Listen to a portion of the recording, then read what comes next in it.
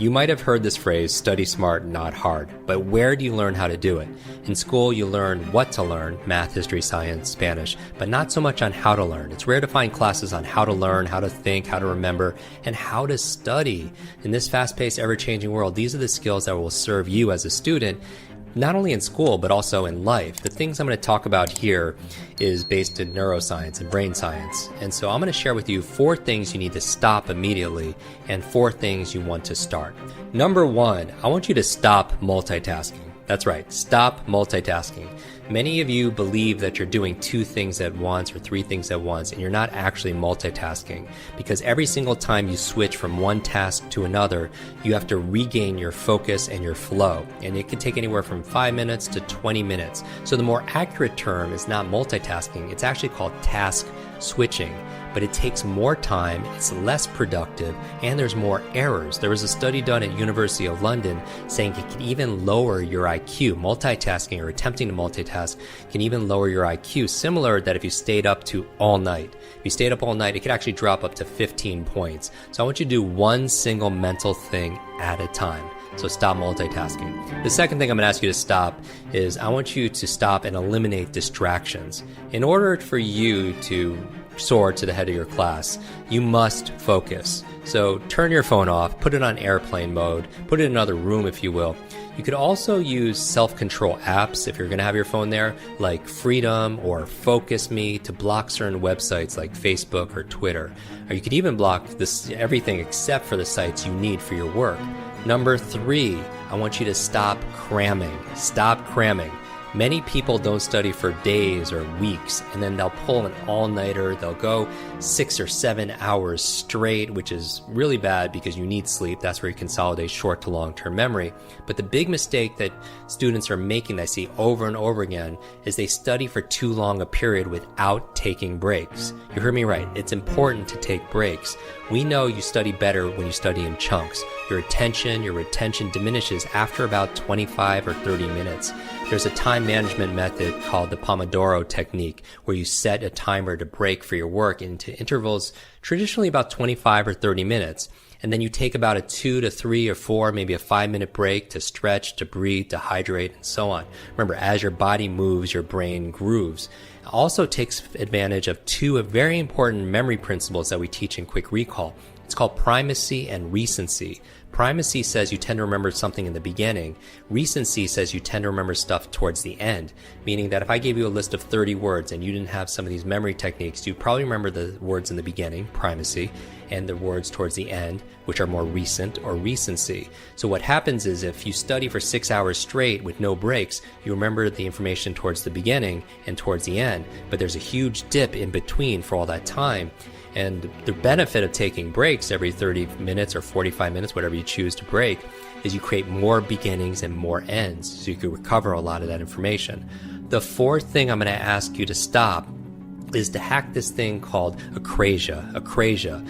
And now this is the state of acting against your own better judgment. And Socrates was said to have asked precisely, how is it possible that if one judges action A to be the best course of action, why would anyone do anything other than A? Right? You want to major in the major things, and focusing on the 80-20 rule, right? Pareto's principle.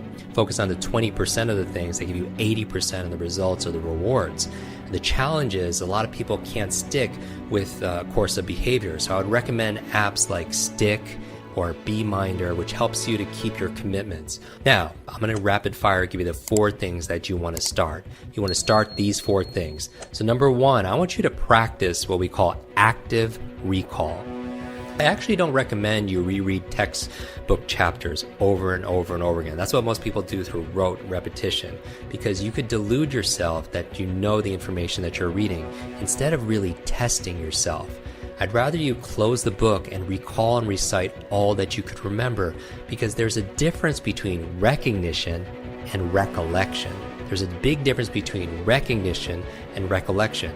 Many times when you're rereading that chapter over again, you actually delude yourself thinking that you remember this information when you're really just recognizing it in front of you.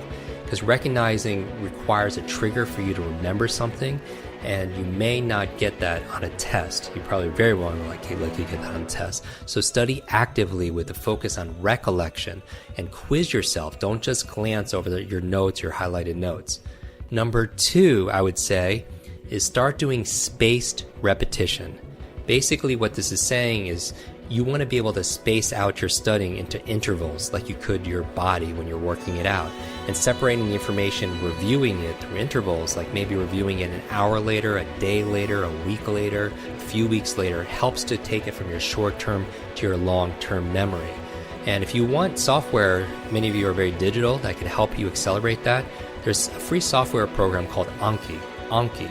And it's like online flashcards, but they break it up into spaced repetition. So it makes it very straightforward on how to learn a language. Studying for medical or law exams, we use this kind of spaced repetition for memorizing people's names or faces, brushing up on your geography, mastering long poems, word for word verbatim, even practicing musical instruments like guitar chords. It helps having spaced repetition. Number 3 thing to start is using your sense of smell. Here's the thing. A lot of people don't realize that your environment gets anchored to the information that you're learning. And so you can't always bring the environment into the place. So it's obviously better to study in the room that you're going to take the exam in, because you're unconsciously going to anchor that to the temperature, to the lighting, to the smells. All of that will get anchored to the information. But we can't always do that. So what you're going to do is you're going to take the environment in there with you. And one of the most powerful ways of doing that, actually most connected for your memory out of your senses, is your sense of smell, your olfactory sense. And so spraying an unfamiliar scent onto your body, maybe it could be an essential oil, a lip balm, a chewing gum. It's very unique flavor or scent. It could be a perfume or a cologne. While you're doing that, while you're studying, then you actually put it back on when you need to be able to basically spray it again when you need to take an exam. And so the same thing could work with a different kind of unique kind of gum, will work the same way. Also, there's certain scents, for example, essential oils that actually stimulate and wake up the mind. Peppermint is very good for your focus of your senses, to improve your memory. Rosemary is really good for your memory also as well. So try tapping into your sense of smell. And then finally, number 4 thing to start doing is to listen to music. And not music that would distract you, not heavy metal, not rap, but research done at Stanford School of Medicine says that playing certain types of music, like classical music, especially from the Baroque era, it's 60 beats per minute, which is also harmonizes with the resting heart rate. And that could actually help accelerate students to engage parts of your brain to help you pay attention and make predictions. It puts you into what they call an alpha state, a brainwave state, an alpha state, where you're relaxed and aware. Not to mention, listening to music can improve your mood and change your whole outlook in studying in general.